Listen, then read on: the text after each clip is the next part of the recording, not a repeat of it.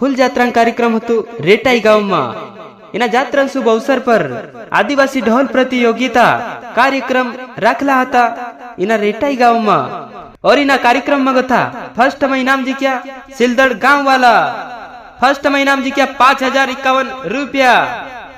एने मारा भाष्यु इना कार्यक्रम में सिलदड़ वाला ढोल भी वगाड़ी वाला ढोल वाक्रो ढोल वाज्यू हेरेंग करता हिना काजे फर्स्ट में इनाम आप्या।